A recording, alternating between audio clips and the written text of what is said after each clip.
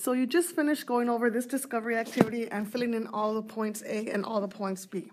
You should have noticed something special about these sets of points.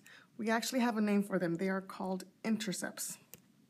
Some of them are called x-intercepts and some of them are called y-intercepts. So let's try to see what this word means. So let's think about football. So in football we have something called an interception. So what does it mean to intercept a pass in football? So what that means is the path of the defender crosses the path of the thrown football. So quarterback throws the ball to his teammate. Someone else from the other team catches the ball and intercepts the ball. So it's like an intersection. So in algebra, what are x and y intercepts to make that connection? So it has to do with something crossing. So when it comes to intercepts, we have x-intercepts. That's pretty much where the line crosses the x-axis. We have an ordered paired x, 0. You should have noticed a whole bunch of zeros in your points in the discovery before. Oh, and that's where you would see it, where that green circle popped up, where the x-axis crosses with the purple line. Y-intercept is the opposite, which is where the line crosses the y-axis, so where my line is going to hit the y-axis. And in this case, we also have a 0 in the ordered pair. So we have our x-intercept and our y-intercept, where they cross the axes themselves. So a quick example. So we're going to state the x and y-intercepts for these examples. These are not in your notes. So here's our line. Here are 2 points. So which of these represents the x-intercept and which one represents the y-intercept? So the x-intercept is where it crosses the x-axis. So we look down the x-axis. We can see that at this point right there, that's where the line crosses the x-axis. So my intercept would be at -4. And if I were to write it as an ordered pair, I would get -4, 0. If I were to do the same thing for the y-intercept, I'd look for where the line crosses the y-axis. And that's going to be at 2 on the y value. So it's going to be 0, 2. Careful with making sure you put the 0 on the right side and the 2 in the correct spot as well. So go 0, 2. You want the 2 on the y spot, which is second. Let's look at another example. Go ahead and pause it so you guys can figure it out on your own before the answers pop up. X-intercept is at 3 on the x-axis, so it's 3, 0. X comes first, y comes second, which is 0. Y-intercept is at 6, so we have 6, 0 or 0, 6. Make sure you put the 6 on the y spot, which comes second. Let's do one more example. Pause it before I put up the answer. So here's your example. What are the x and the y intercepts? So x-intercept is at 5. What about the y-intercept? Where is the y-intercept? If this line keeps going up forever and down forever, where will it cross the y-axis? Will this vertical line ever cross the y-axis is the question. And the answer is no, it will not cross because it's vertical. They're parallel to each other. They will never intersect. So in this case, vertical lines have no y-intercept. So now that we know what an intercept is, how do we find them? It's pretty easy when you have the graph. We just did a whole bunch of these, and you did some on the discovery as well. So it's easy. But what if you don't have a graph? You can go ahead and graph it, but what if you don't want to bother doing all the work to go ahead and graph it? What if we have something like 3x plus 4y equals 12? How do we find the intercepts? We can pretty much graph it if we want. But we can also do something called an algebraic method. So we can find the intercepts algebraically, meaning just plug in stuff and solve without having to do a graph. But how do you find the intercepts graphically? What do I plug in? So going back to the discovery, we notice that all the intercepts had a specific number. So look back at your discovery patterns. What was that number that you kept seeing over and over again in every single intercept? If you said 0, you are correct. It's the number 0. All the x-intercepts had y equal to 0, and all the y-intercepts had x equal to 0, the opposite one, because you want to eliminate one and solve for the other. So that's pretty much it. So all you need to do is plug in 0, and plugging in 0 is super easy. It eliminates, and you just solve from there. So to be more precise, to find the x-intercept, substitute y equal to 0, and vice versa. So now on to your notes. You're going to write this down, pause it, because I'm going to keep the video going, and we're going to start with number 1. So number 1, now that you've written down the part in the top of your notes. To find the x-intercept, we're just going to go ahead and plug in the number 0 for the y. Remember, I do the opposite letter because I want x, so I need to get rid of y, so I plug in 0 for the y value to solve for x because it's the x-intercept, so it's the opposite. So 4 times 0 goes away, it's gone, I don't need it anymore. So I'm left with 10x equal to 20. Divide both sides by 10, and I get x equal to 2. Then I do the same thing for the y-intercept, but backwards.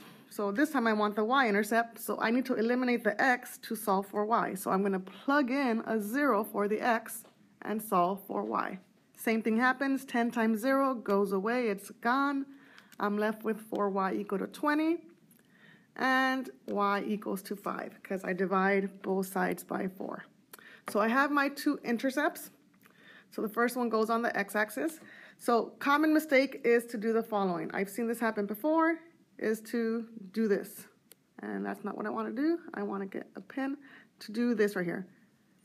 This is not a point on the line. These are two separate points. So we do not want to do that. So these are two separate intercepts. My intercepts are the following. 2, 0, write this down, and 0, 5. These are the 2 points that I want to go ahead and graph. So I'm going to go ahead and graph 2 individual points, one on the x-axis, one on the y-axis. Once you have those 2 points, it's easy to graph, just connect them. And we're done with example number 1. We're going to move on to example number 2. Here we go. Here's example number 2. We're going to go ahead and do the same thing. We want to solve for the x-intercept, which means we eliminate y to solve for x. So I'm going to plug in a 0 for the y. That cancels. And 6x equals negative 24. Divide both sides by 6, you get negative 4. Remember, pause if you need more time to copy this down, which you probably will. Repeat the process for the y-intercepts.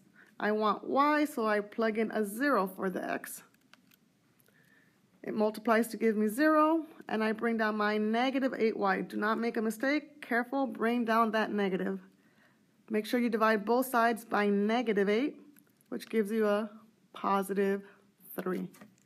So now we have our two intercepts, which are the following. Negative 4 for the x, and 3 for the y. So I have my two intercepts. I'm going to go ahead and graph them and connect my 2 points. So at negative 4 on the x-axis and 3 on the y-axis. Once you have those 2 points, you can go ahead and connect them. I'll put nicer ones right now. So here you go, connect the 2 points and graph the line. And we're done. Let's go ahead and go to example number 3. Same process, plug in a 0 for y. Eliminate, negative x equals 8, which means we need to divide by a negative 1. So once we divide by negative 1, x is equal to negative 8.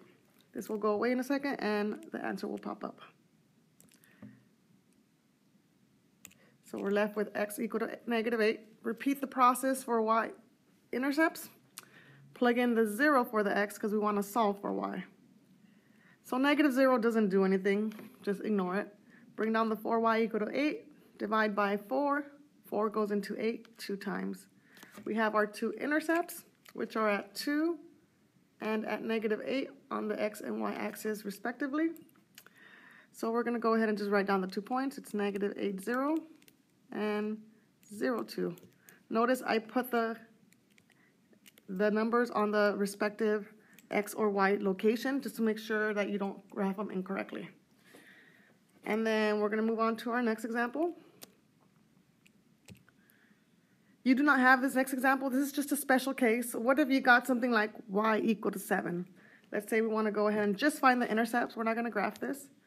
So x-intercept, I plug in a 0 for the y. Remember, I want to solve for x, but there is no x.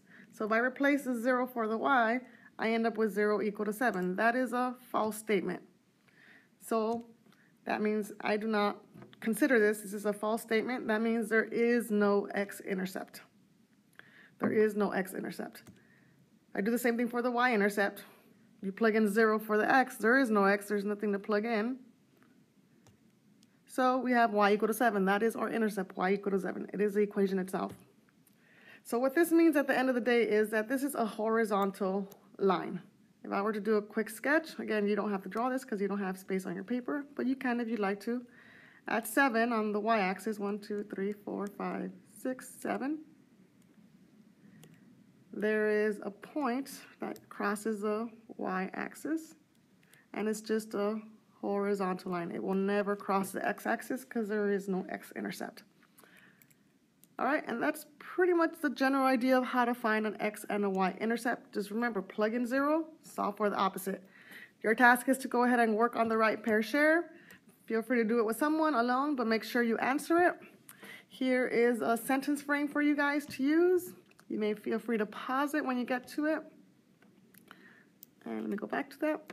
So again, here's just a question. Go ahead and read it. Here's just a general idea of how I want you to answer this. Once you're done with that, just going back to the discovery, if you want to check your answers, here they are. You may feel free to pause it. And then we're going to move on to the next thing. Once you're done with the entire classwork page, which is the very last page of your packet, go ahead and work on classwork 8.5. This is on Canvas. You will have to submit an online Google Doc. All right, that's it. Get to work.